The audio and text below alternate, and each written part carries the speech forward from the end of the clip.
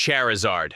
Even if you're not a hardcore Pokémon fan, chances are you know this fiery, winged creature that has become one of the most iconic symbols of the franchise. As the final evolution of Charmander, one of the original starter Pokémon, Charizard has been captivating fans since its debut in Pokémon Red and Blue in the late 1990s.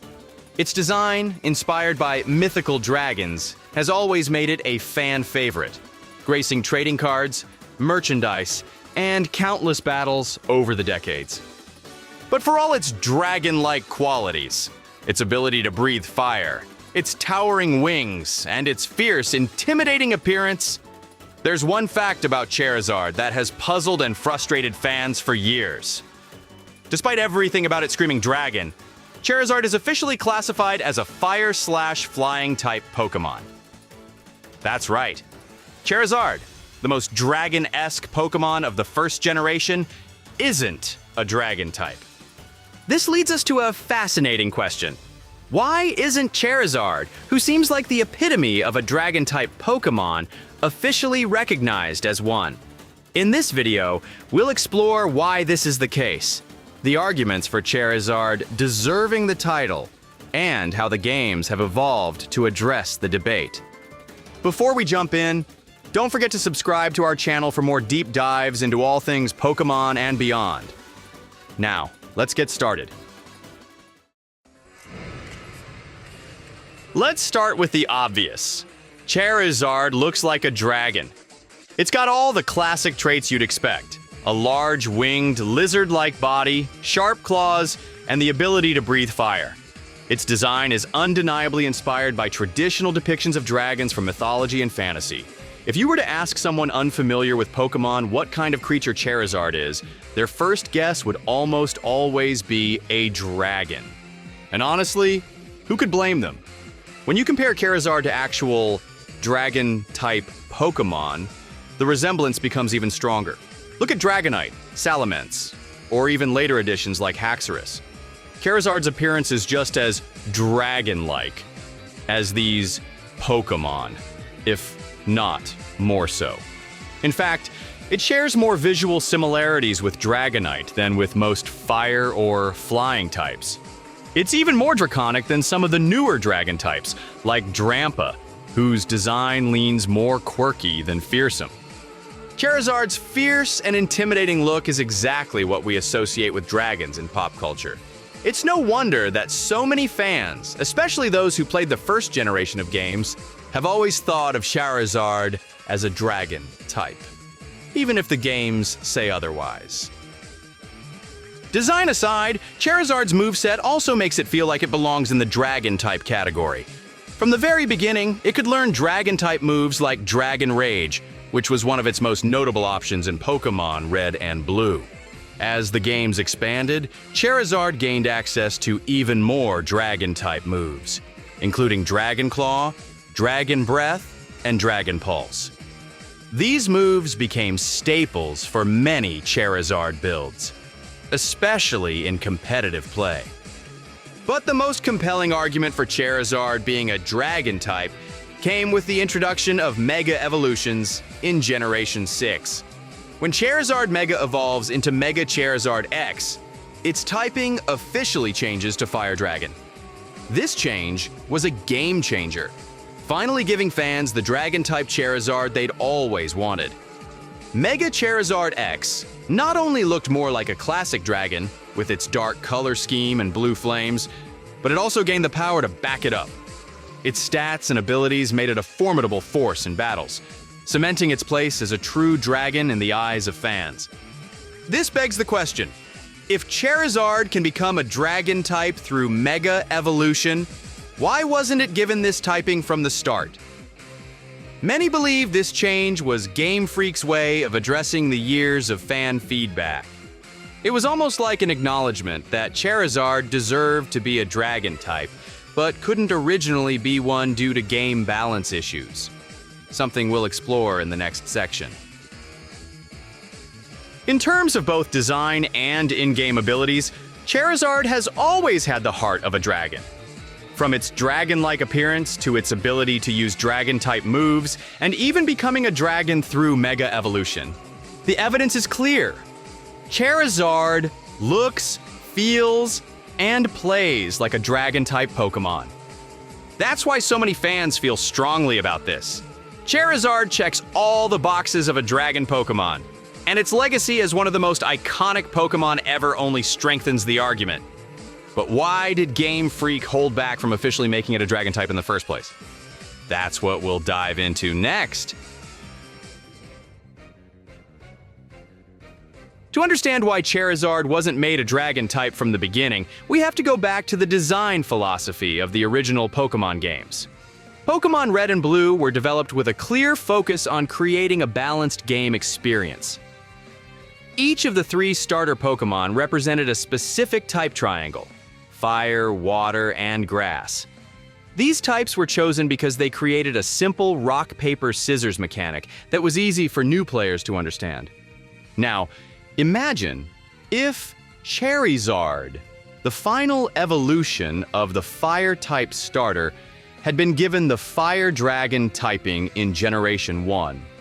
Dragons in the original games were incredibly rare and incredibly powerful. The only dragon types available were the Dratini line: Dratini, Dragonair, and Dragonite. And dragon moves were almost non-existent aside from Dragon Rage, which had a fixed damage output. Making Charizard a dragon type would have completely thrown off this balance. It would have made the fire starter significantly stronger than the other 2 options, leaving Blastoise and Venusaur at a disadvantage. Additionally, dragon types were meant to feel special and mythical. Game Freak intentionally made them scarce and gave them an air of exclusivity. Giving dragon typing to Charizard would have diluted this rarity. Charizard was designed to be strong, yes, but not overpowered.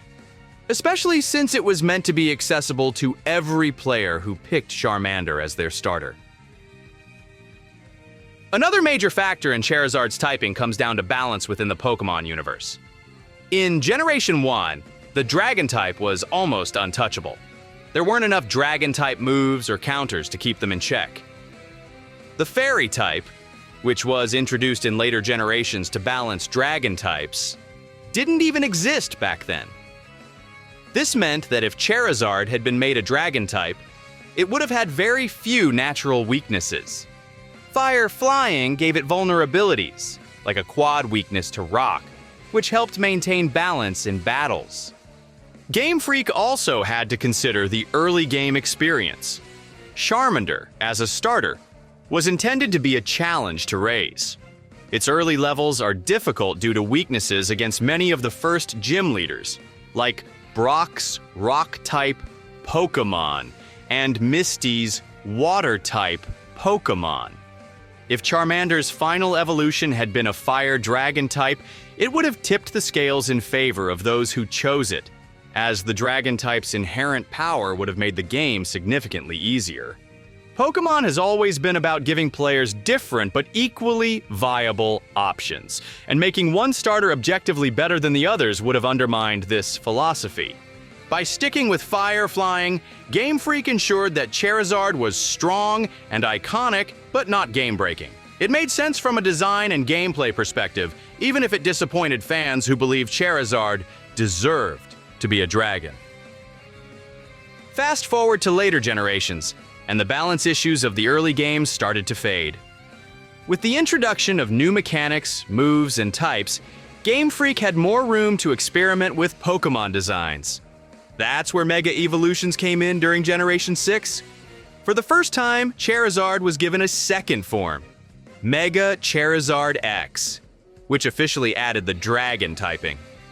This change was a massive moment for fans. It was almost like Game Freak finally acknowledged what everyone had been saying for years. Charizard looks and feels like a dragon, so let's give it a chance to shine as one. However, the decision to make this a Mega Evolution rather than a permanent change was also intentional. Mega Evolutions allowed Charizard to be a Dragon type, without disrupting the balance of the original games or the core identity it had built over decades as a fire-flying Pokémon. Through this edition, Game Freak showed that they listened to fan feedback while staying true to the design choices that had made Charizard such a memorable and balanced Pokémon in the first place. Charizard wasn't made a Dragon-type originally because of balance, rarity, and gameplay design. But over time, Game Freak found a way to honor its dragon-like qualities without compromising its history. Charizard's place in the Pokémon franchise is nothing short of legendary.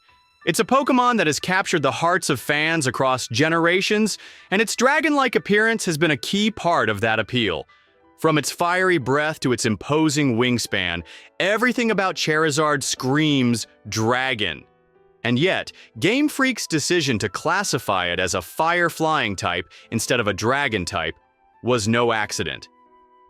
As we've explored, the reasoning behind this choice was rooted in the original game design.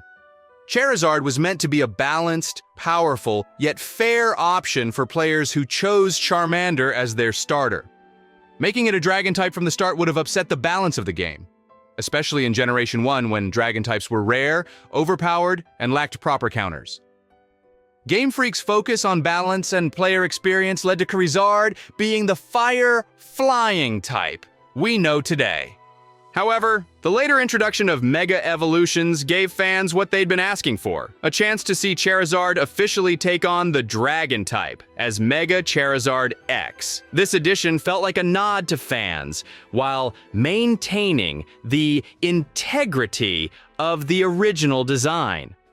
At the end of the day, Charizard didn't need to be a Dragon type to become one of the most beloved Pokémon of all time. It remains a perfect example of how thoughtful design and fan feedback can coexist in a franchise that spans decades. If you enjoyed this deep dive into Pokémon history, make sure to subscribe to our channel for more content just like this.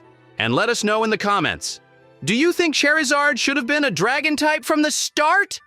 Thanks for watching, and we'll see you in the next one.